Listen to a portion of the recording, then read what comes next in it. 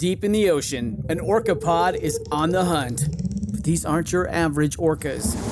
These guys are organized. Marketing team, did you get those social media posts scheduled for the SEAL migration? Aye, Captain. We even have an automated notification for all pod managers when they go live.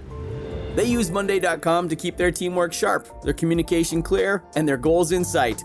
Monday.com. For whatever you run, even orcas. Go to Monday.com to dive deeper.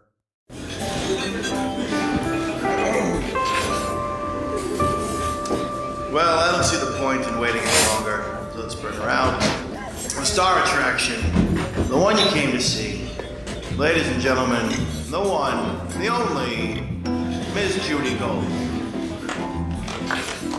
You talk about in the book, and a lot, people talk about sexual harassment, but you talk about sexual favoritism.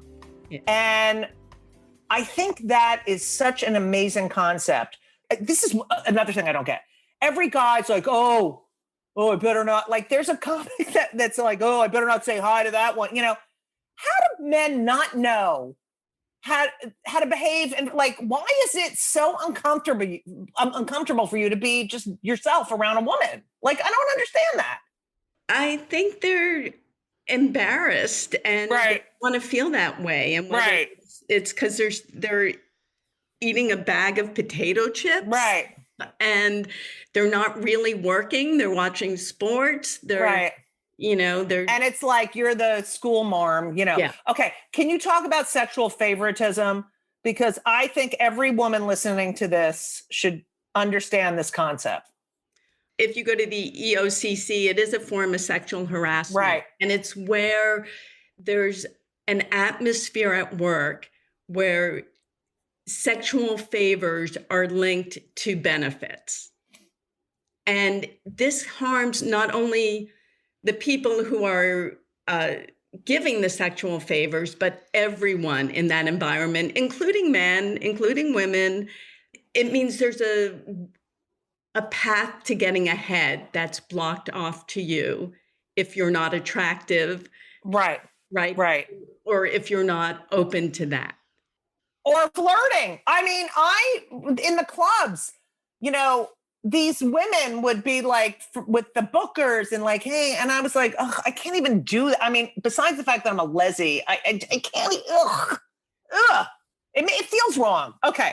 So. But and I don't want to talk about this too much, but one of the reasons I think I was so sensitive to that atmosphere was I was sexually assaulted by a head writer. I know. I can't wait to get to that. Oh my God. So anyway, but just we'll talk about that more later. But I really, boy, did I not like that feeling. And I became very professional after that. Right. So that whole atmosphere gave you, and you had closure.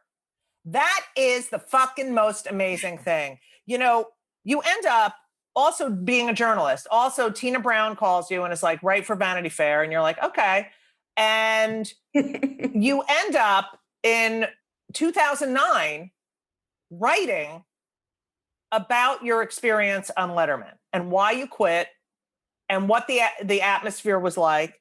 And he could have been like, fuck you, you fucking asshole. But that's when David Letterman admitted on the air, yeah, I have had sex with members of my staff. And he said women who work for me. I always thought that he chose not to say with me, but for me. Right. And he got a laugh. And it's so, when I think. And applause. And it was such a bro moment. Yeah. How did you feel? Like, yes, he admitted it, but it was like, I'm still the man. I'm still, you know what I mean? It wasn't, I don't know. It's just like, it's fucking, and they're like, yeah, that's right. Blah, blah, blah. And then on The View, Barbara Walters is defending him. How much do we love Joy, though? Oh, Joy Behar. Let me say something. When I talk about speaking truth to power, that is Joy Behar. That is, I say there's a reason why every one of these panel shows has a comedian, because we will tell the fucking truth. But she is so brilliant and well-spoken. And she was like, you know, arguing with Barbara, Jewish. Yeah, I adore her. Yeah, I love her too. No, she stood up for me and was like that. You know, Barbara will always protect the powerful man, Right? always side with the powerful man, and that in her generation, Right. You know, that was it. High status, Right. like, she had to do that. By the way, her book Audition is delicious. It is. She fucked everyone. Oh my God. I got it. I have to. You got to read it. And she's very open about it. But yeah. Wow. Barbara was a slut. That's nice to know. So 10 years later, 2019, you write another piece for Vanity Fair about the fact that you met with David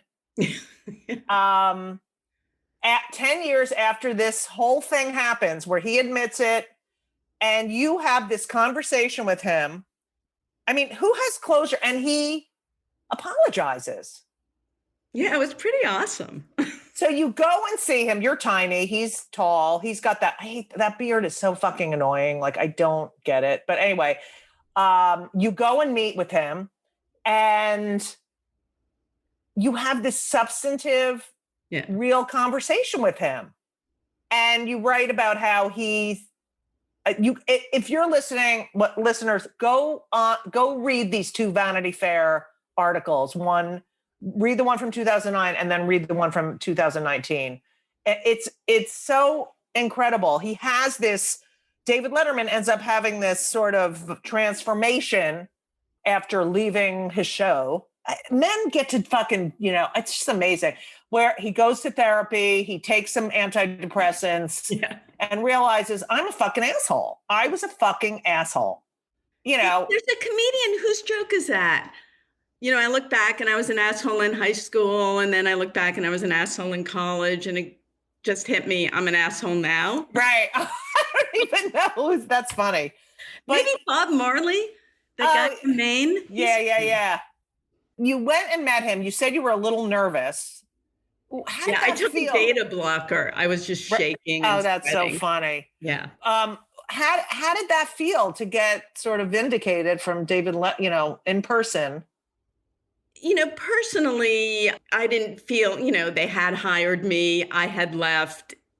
I went on to good things. So I wasn't bitter personally. I felt there were, after I wrote this piece in 2009, a lot of women came to me with their stories of working on that show, wanting to be writers, getting jokes in constantly, but never getting the promotion that, you know, every guy who ever worked the reception desk at Letterman got.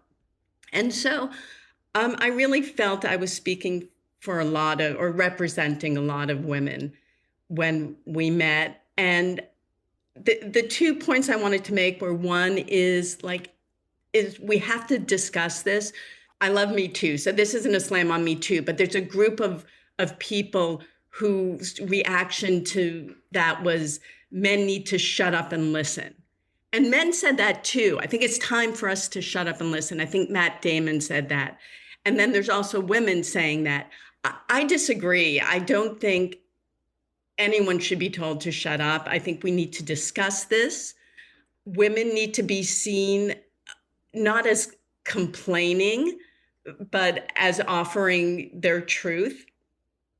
And men need to be able to say, I was wrong, but let's move forward and be better. So I thought that, you know, did that come through in the article? Oh, yes. And I feel like you're right. There's no evolution without discourse. You can't shut up one half of the fucking conversation, you know? You got to hear it. And then the other thing I really want is, because Dave is a leader, and, you know, when I wrote that 2009 piece, the awful emails and notes I got from people who I'd worked with, people who were still working with Letterman, you know, I was a traitor, and lucky that they ever let me work there. Dave speaking out, I think on a personal level, it meant a lot to me because it was a message to those people. Right. To, I mean, never too late. Yeah. Yeah, get with the program. So you have these 4 stages, which I love. The 4 stages of every Hollywood writer. And you write about how a Hollywood writer's career average is 11 years. 11 fucking years. And hopefully you get a show in syndication, you don't have to work again. But can you tell us the 4 stages? I love this. By the way, I think that's probably expanded now because there's so many more channels. Right. And shows. You know, the other thing is that when, you know, back to the Letterman thing, is that, you know, at one of your first jobs, you worked with Conan, and he ended up on his show not having any women. He ended up, now he has a lot of women. Leno, never a woman, didn't give a shit. Well, he had them and then he would fire them. Right. And some of them were absolutely brilliant writers. Yeah. How about women of color? Did you ever, I mean, in any writer's room, did you ever work with a woman of color? Oh, that's such an awful, embarrassing question. Yeah, I mean, on dramas, I did. Right. But in comedy, you know. It's awful. Yeah. It's just unbelievable. I mean, we have it bad, but they have it. All right. So yeah, I talk about that, Larry Wilmore and I, and this is like 20 years ago, like arguing with each other who had it worse, you know. Right. Black men. Oh, yes. And we both did agree that Black women had it the worst. Yeah. And it's I think that they are having a moment, and it's long delayed. But... Yeah. Thank you, Stacey Abrams. Woo! What are the 4 stages of every Hollywood writer? Oh, they are, who is Nell Scovell? Get me Nell Scovell. Get me a younger, cheaper Nell Scovell. And who is Nell Scovell? I mean, it's fucking brilliant. It is so fucking brilliant. It is so true. You don't know how many times I've gone an audition. They're like, we want a blank. We want a, you know, young Janine. I'm just making the young Janine Garofalo. Get Janine Garofalo. Get her. That's who you want. Shut the fuck up. Remember that line in the Coen Brothers movie? Who better for that bought and think feeling than bought and think? Exactly.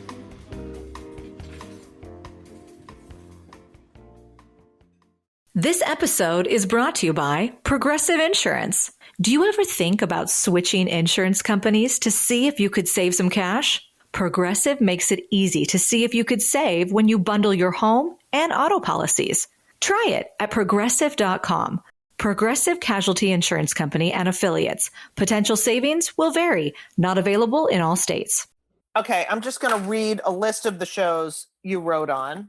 The Simpsons, Monk, Murphy Brown, The Muppets, Newhart, Coach, Mystery Science Theater 3000, Honey, We Shrunk Ourselves, Charmed, Late Night with David Letterman, the Kennedy Center Honors 2014. But you, I don't know if people know this, created the hit show Sabrina. First of all, you hit the Sabrina the Teenage Witch. The fact that I was never on Coach and I was gigantic, that used to piss me off so fucking much. Oh. Yeah. What was her name? Who was the woman? And everyone... What the fuck was her name? Yeah. Oh, Tall. Tall. And her character name was Judy. Right. And you know what? Yeah. And I was in LA at that time, and everyone's like, well, that's your part. It's not my part. I don't have it. That was your part. Because it was always like, you know what? You're a specific type, and, you know, blah, blah, blah, blah, blah. And there's only one part for a tall woman. Yeah. The fuck was her name? Pam Stone. Right. That's right. She and Bill Fagerbakke were so good together. Yeah, she was great. I haven't seen her in. And you know who played in the very last episode? One of the Daryl's wives was Lisa Kudrow. Oh, there you go. Yeah, Kristen Miller played the other one. Yeah, everyone used to be like, well, you know, every time I wouldn't get something, that was your part, and I never even auditioned for it. Shut the fuck up. You know who I used to always see at auditions? Jane Lynch. It's like, because we were both tall. But, you know, the non-Jews get I swear to God, don't you think there's a lot of anti-Semitism? I mean, there's a lot of Jewish writers, but there's a lot of anti-Semitism. Well, as far as Like, we're not doing that show, it's too Jewish. And it's only Jews who say that. Okay. So let's go. You create Sabrina the Teenage Witch. I know, I went so hard after Caroline Ray for that because she's funny in her bones. Yeah, she's great. I love Caroline, even though jealous. Okay. So no, I love her. So her name is Sabrina Spellman. So I don't know if anyone knows, Sabrina is Jewish. She is named after your father's friend, Irving Spellman. Yes. And what a perfect fucking name for a witch, Spellman. It's canon now. I gave her that last name. And then when they rebooted the show, you know, like the spooky adventures, right? The dark and scary, because, you know, every generation gets the Sabrina they deserve. Right. So this generation got a really super scary one. But they open on a sign that's like Spellman Mortuary. And it just killed me. I love it. I love it. Were you freaking out? You sell this show. You're the fucking boss. Yeah, that was fun. It was a lot of work. I ended up writing half the episodes and yeah. But you were the boss. What did you do differently? Well, we were over half women in the writers' room. It was a far more diverse, not racially, but but in a lot of ways. You know, we had not just Harvard people, Stanford people too. Nice. Yeah, we had a array of people and very female. I mean, the first 3 names on the call sheet were all women. The 2 executive producers were women. You had to get down to a producer level. My co-EP was a woman. My supervising producers were women. The first man was producer. And you know who was the story editor? Was Nick Bakay. Oh, wow, really? Yeah, I gave him his first shot at writing sitcoms. Did you get any pushback, like there's too many women on this? Did anyone ever say, did any guys complain? Was there ever? No, but it was a TGIF show. So considered like more of a child show. And then you think women. Why do you think? And it's also, Nell, daytime. Why can women only host in daytime? Oh, it's so awful that, and the other thing is sidekicks. I was watching, which one was it the other day? Like just have some women sidekicks. I would be such a good sidekick. You would be. I agree. Why do we need like Steve Higgins and Guillermo and just? I know. It's such a fucking boys club. I mean, at least Seth Meyers, like the energy with Amber Ruffin. Look, Howard Stern figured that out. Right. Howard Stern did it from the beginning. Yeah. You know, I write a lot about Howard in my book. And tell me, like, what's your take? First of all, he's fucking hilarious. He is a genius. And I tell a story in my book about how you're going to love this. I pitched, when he started his production company, I was with Don Buchwald, and I went in and pitched a show to him, right? About a Leslie family, you know, he was so nice, right? And I pitched the show and he's like, I really like it. And then, I don't know, a week later, I'm at home and the phone rings. And my best friend from college, who's the one who dared me to do stand-up, Howard, his name is Howard. So I answered the phone and I said, hello. And I hear, hi, this is Howard. And I'm thinking, Howard, why is your voice so deep? And he goes, I said, Howard? And he said, Stern. And I was like, what? And he said, listen, I want to tell you, I loved your pitch. I loved the show. I say this with a heavy heart. We cannot do it because we have 5 shows, blah, blah, blah. That was the one and only time anyone called me to tell me, I think you're so talented. With a heavy heart, I really want to do this. I can't, you know, that I mean, that has never happened. I mean, who does that? Yeah, no, and you remember those moments of decency and kindness, because there's precious little of Yes, them. they're tiny in this business. For I've everyone never done Howard's show. I always wanted to. Now you forget it because he has one guest and it's like, but yeah, he's brilliant. He's fucking brilliant. Jim Stafford. This guy had his own show in the 70s, right? Didn't he? He had a summer series. A summer series. That Letterman had worked on, which is crazy. And you're hired. He's doing a show. What was it? Wilton and North? No, this is Smothers Brothers show. Oh, right. The Smothers Brothers. I write about the Smothers Brothers in the book. Yeah. So they had another show and you were working on it. First of all, is Mason Williams nice? I love him. Love him. And his music. He would he actually played classical gas for me once. Oh my God. That was my favorite song. Still, when I was running that, when I would do long runs, I would listen to that over. And that song, Classical Gas, is so fucking great. I think the most played classical piece of music, like music without lyrics. Right. Yeah. I fucking love him. Okay. So you're working on this show as a writer. You're the only woman. And then you get invited to a party. Can you just tell, this is such a fucking classic Hollywood woman writer story.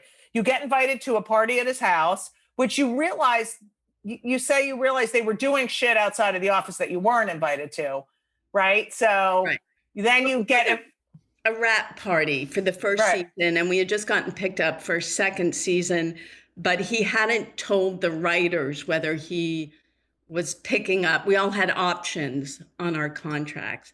And I don't want to tell the whole story because I was so careful in the book about how I told it. And we can do a truncated tiny, but you end up going to this party. Yeah.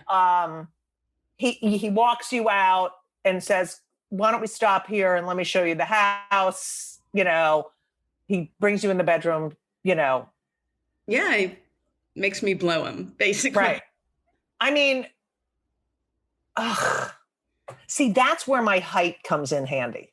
Yes. No one's going to fucking grab my head and go, because they can't reach it. Good night, folks. But here's the thing. It happened super fast, as these things always do. I disassociated. I was really in my head about he's never been very nice to me, but wait, was he attracted to me? Also, he's deciding whether to hire me or not. So maybe I should just go along with this. It's just a fucking, and this is what every woman goes through. Yeah. But I knew I'd been manipulated. Just as even walking to my car, I was like, what was that? That was not right. And again, here I'll go back to my family and say one of, the great fortunes of my life is, I wasn't raised in a family where sex was dirty or I had to be ashamed of the actual act. And that I was lucky about that I could just kind of move on and say that was, he was the one who misbehaved, not me. Right. But still, you feel dirty. You feel like, oh my God, I can't believe that fucking happened. I felt like the shame, more like I didn't tell anyone because I was ashamed about that. And the joke is, he didn't ask me back on the. I know. I can't fucking believe that. I guess you give bad blowjobs. Okay. I guess I failed the interview. Oh, fuck him. Fuck him. But thank God. I mean, I was already thinking well, wait, I'm not going to sit in a room with the guy who did that to me. Right. And where's he today, Judy?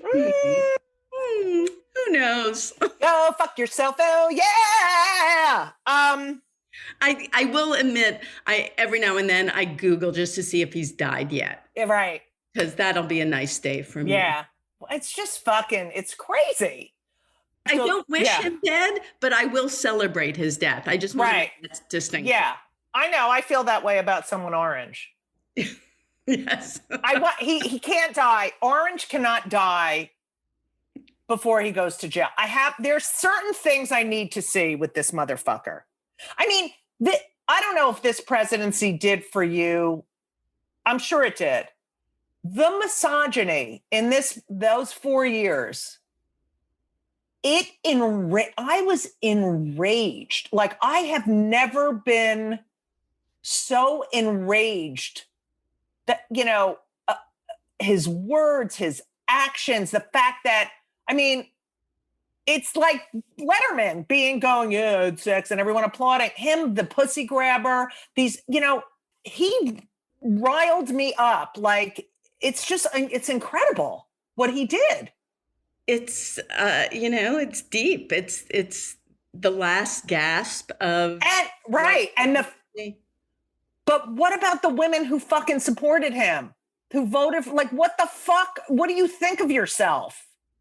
Well, again, they want to associate with high status. Right. They're the Barbara Walters. Everyone's like a Barbara Walters. Yeah. Gloria Steinem gave an amazing metaphor. I know, the best. And this was before the election. So this is when Hillary's running. And she said, this is a moment in a history that is like the moment when an abused woman has decided to leave the abusive husband. And that is the most dangerous time. The time between making the decision to leave and getting out the door, because the abusive husband will do anything to keep her in, including kill her. Right. And, we are fighting to get out that door. Women and people of color. It is exactly it. And no, I own you. Right. What's interesting is that I was so resentful that Joe Biden, in the beginning, that Joe Biden was the nominee. I was like, really? We have to have a fucking white guy. But he picked Kamala. Yeah. Which I loved. Yeah. But the fact that we need, it's like a relay race, and that we needed the white guy to hand off the thing to say, here, why, you know what I mean? But I'll take it. Yeah.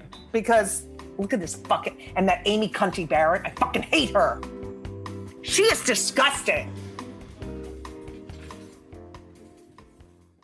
This week's episode of It's Judy Show with Judy Gold is sponsored by BetterHelp. And if you know me, which I think you do because you're listening to my podcast right now, you know that I am a big advocate for therapy. I think it benefits everyone. I think there's so many people who need it, who don't partake. It is so important for your emotional health and well-being. Therapy is fantastic. It is in every stretch of the imagination. And if you're thinking of starting therapy, please do it. But please give BetterHelp a try. It is entirely online. It's designed to be convenient. It's flexible. It suits your schedule. You fill out a brief questionnaire to get matched with a licensed therapist, and you can switch therapists anytime for no additional charge. I have switched therapists in my life. I've had many, many therapists, and sometimes it's not a great fit for you, but don't give up.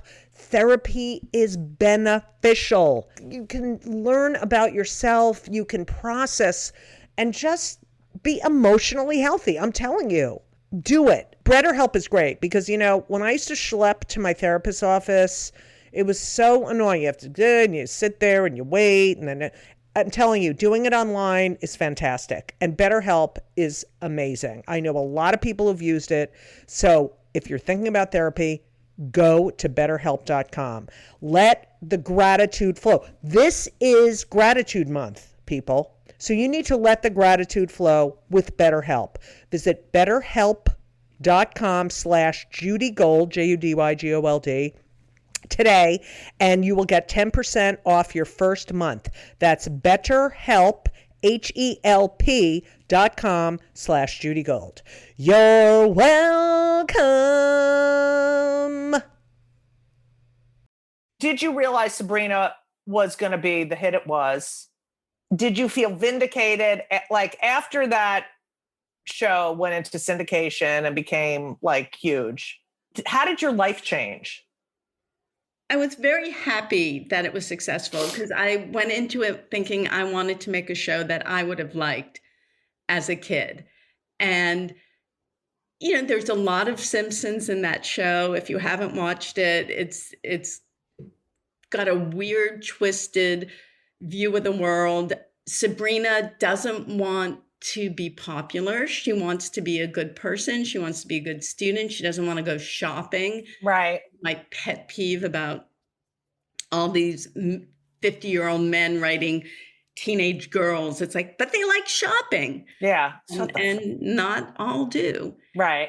So that was great. I loved, we did an episode early on where I was really trying to break the whole TGIF moral at the end of the show concept. It was so Sabrina does want to find out if Harvey likes her. So her aunts give her truth sprinkles from their, pantry, magical pantry. And she's in home ec and they make bundt cakes. It's Bunt Tuesday. So Jewish. There's a line, I'm pretty sure it was Nick Bakai's, where the teacher's like, smell your bunts. Smell your And so Sabrina puts the sprinkles on Harvey's slice of cake and gives it to her. But what she doesn't see is she puts the sprinkles down on the counter. Someone else picks it up and the teacher puts it on all the cakes. So now everyone in the high school is telling the truth. And the moral of that episode was the world would be a horrible place if everyone told the truth. Right. I love that. It's true. It's so true. We were really subversive, and they left us alone. There's something about shows that are quote unquote for kids that have jokes for the adult. That to me, when I would watch with my kids, I was like, oh, thank you for putting that in so that, I can laugh too. And it was funny because my kids would be like, wait, I love that they love comedy so much, but they would be the gym coach, the girls gym coach at Sabrina's high school was named Coach Sappho, and we spelled it Saffo. Yeah. No one knew that. I never got flagged by the censors. That kind of stuff is so funny because then my kids would be like, wait, why are you laughing? And then they'd figure it out and they'd be like, oh, you're laughing because, and they ended up appreciating. By the way, I don't think I would do that joke today. I think it's right. But which is an interesting evolution. And I don't understand comedy writers, Jerry Seinfeld, who don't understand that it's evolved. That a joke I was comfortable making in 1996, I understand why 25 years later, I wouldn't want to make that same. Right. And then that's why you have to get my book. Yes, I can say that when they come for the comedians, we're all in trouble. But yeah, the white men in this business, I can't, it's awful. You have accomplished pretty much anything. Except for Albert Brooks. I want to do a shout out for Albert Brooks. Oh, like greatest. And always, wrote with Monica Johnson. Right. Like, really wanted that female voice. It's why Lost in America is so good. What about Carl Reiner? I mean, having a woman writer on Dick Van Dyke Show. I mean, that to me, the writing staff was right. It was unbelievable. Sally Roger. I mean, it's unbelievable. Yeah. She is our patron saint. You've done everything. You've written on all these shows. You wrote for Spy Magazine. You were, write for Tina Brown. You wrote for Cosmo. Is there anything else you want to do? Oh, yeah. I'm writing a novel now, which I've never done before. Wow. So, yeah. And it's going to become a movie and there's a tall lesbian in it? Yes. Oh, that's awesome. So I don't know if I'm any good at it, but my theory, and I have this in my book, is that you should always try new things because if you're good at them, that's amazing. And if you're bad at them, you've got the best excuse. You just, right. Like, I've never done this before. Right. What do you expect? It's amazing. Now you're back in the Boston area. I am. Are you going to stay there? I grew up in Newton. Right. You know, I went to college here. My dad lives in Cambridge. And when Donald Trump won in, 2016, Well, stole the had election. Yeah. this just visceral response of, I want to go home. Right. Wow. And I literally live around the corner from Elizabeth Warren. No way! I fucking love that. Do you see her walking the dog and everything? I have a photo of Bailey in the window. They should have more security. Honestly. Yeah. But it was very visceral. But I continued. I went back and forth to LA. And then when the pandemic hit, we hunkered down here. So I don't know what the world's going to look like in another year, with Biden and Harris in the White House, maybe, and a vaccine, things will change. Oh my God. From your I went to my safe place. Yeah, but is he going to get the fuck out of the White House? Like, what the fuck? He won't even get see. They said Kayleigh McEnty said that he's not going to, there's no concession speech. He will not concede. He's got to leave. He doesn't want to live there. He wants to go to Mar-a-Lago and play golf. Right. And you know what? He's a criminal. And so are his kids. So fuck them. My hope is that he goes down to Florida for Thanksgiving and just says, fuck it, I'm staying here. Right. Right. And then we have Mike Pencilhead. No, he's done. Out. Yeah. Okay. Stephen Miller to run things, which... Oh, I hate that fucking. He doesn't even get the. You know what? Bell. Don't ring the bell for him. Yeah, I just took it back. I'm taking it back. Okay. That motherfucker. We don't. Okay. I asked 2 questions of all my guests. Number 1, we're very pro mental health. I have anxiety. I've like mental. What do you do mental health wise to keep? But you seem so fucking healthy. It's so annoying. Back when I was on Newhart, so this is 1989, there was a supervising producer, a great guy named Bob Benditson, super funny, wrote the finale of that show. So if you love the Newhart finale, you should thank Bob Benditson for that. And he was the one who said, our jobs, we sit a lot. So you should really work out every day. And he did. He was in incredible shape, and I started doing that. And I've I just sweat for an hour every day, and I think it's really helped me. So, I mean, that's a very serious answer, but but it's true. Exercise is important. What is Bob Newhart the nicest guy in the whole world? He is. I mean, from my book. Right. Yeah. We had very little interaction. Right. But such a pro, an incredible pro. It's just amazing the people you've worked with. Okay. Now, my podcast is called Kill Me Now because I get aggravated about every fucking little thing. So I want to know what makes you so fucking angry? And it could be anything. Like what pisses you off more than anything in the entire world where you're like, I can't take it anymore? Oh, pedophile priest. I don't even have to think about one. I grew up in Boston. Right. You knew that I knew they were creepy, and you heard stories, and it took so long. I'm the only one who didn't like the movie Spotlight. Right. I was like, what the fuck took you so long? Right. And I just think they're just evil incarnate. It's so weird. There's so many. How come there's so many? So many, and they cover it up. I give a lot to SNAP, which is a group that it's a support group for victims, and nothing makes my blood boil faster. It's awful. Or hotter. Ugh, it's so gross. What's yours? Oh my God, I have so many. But you know what I've decided? I mean, injustice. Things that are unfair make me crazy. And that, that's why this whole, administration, I was so enraged. I'm like, but that's not, how is he getting away with that? But I have decided lately that the thing that really pisses me off lately is when I'm in my car, right? And I'm at a stop sign, and I'm waiting for people to cross the street and they're walking really slow. I want to fucking kill them. Like, just like deliberately, I want to run them. I want to be like, what the, like that. And people at the airport. Wait, are they slow because they're looking at their phones? No, yeah. And, or they're just not. And it's like, move.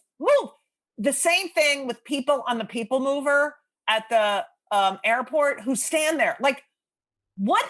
Like, you're supposed to walk on the people mover. It gets you there. You're not supposed to stand there like a lazy, like how much fucking time in your life do you have to just, you're so fucking lazy. You want the ground to move you like that. I can't, you know. So a pedophile priest not walking on a people mover. Oh, that's it. We right. Both of us would be fucking screaming. Yeah, we'd be losing our minds. That's hilarious. Everyone can follow you on Twitter at Nell Scovell, NELLSCOVELL. But the fact that caricature of you. No, it's, by the way, I'm at Nell Sco, NELLSCO. But that caricature of you. Took my name. It was weird. What the fuck? And they were like, I'll tell it to you. And it's like, I don't even like it that much.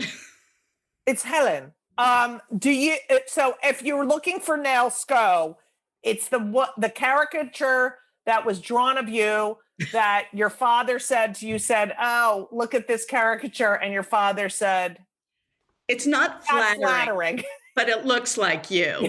And ding that bell, because that's right. The most that Jewish is thing. Such a Jewish thing. It's not flat, but it looks, like that fucking backhanded fucking, yeah. So if you see a beautiful, flattering caricature, that's Nell Sco.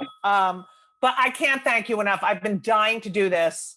I wanted to do it in person, but we never could. And now I'm doing them on Zoom because of that fucking piece of shit. But we're going to have a new president and a female vice president. And I think the one thing Trump can console himself with is because he botched the pandemic so horribly, right. Biden's inauguration crowd size will be lower than his. Right. And then he can go jerk off to that. Yeah. With his little. He can have that as long as we get the White House back. Right. Thank you all so much for listening to part 2 of Kill Me Now with the one and only Nell Scovell. How about that life, huh? She's amazing. Anyway, if you like the show, which, okay, you wouldn't be listening if you didn't like it. And it is brilliant, and so am I. So make sure to subscribe, leave a review. It helps more people find this amazing podcast. And please, 5 stars. I can't with the negativity. I can't. 5 stars only. Thank you. Speaking of 5 stars, if you have not purchased my book, yes, I can say that when they come for the comedians, we're all in trouble. Seriously, you have issues. Because it's so good, and you're listening to my podcast. So you can listen to my book. It was in the New York Times Book Review. You can Kindle it. You can buy it anywhere. Let me just read a review. Shall I? Let's go to Amazon. We'll read a review. Here's a review from KD. I chose a 5-star rating because the book was without flaw. ... To me, Judy kept the book on point and interesting throughout its entirety. I'm really glad I purchased this book because I learned certain things about comedians that I had no knowledge of. That's right. Thank you, KD. Okay? Really, it's such a great book. And guess what? It would be a really good stocking stuffer or Hanukkah gift. Please. And I need the money. So it really would mean so much to me. And all the order links are on the homepage of my website, judygold.com, or wherever books are sold. But if you go to judygold.com, you'll be like, oh, wow, Judy has a new website. So there's a lot of stuff going on in your life that revolves around me. Make sure to follow me on Twitter and Instagram for all upcoming virtual and live events. That's right. I do have some live events, like on December 5th in Pennsylvania. Everything is at Judy Gold at JEWDYGOLD because I'm a Jew.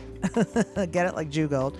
And I can't thank you enough for listening, supporting this podcast. And please be safe and take care of yourself. Wear a mask. And we're getting a new president on January 20th.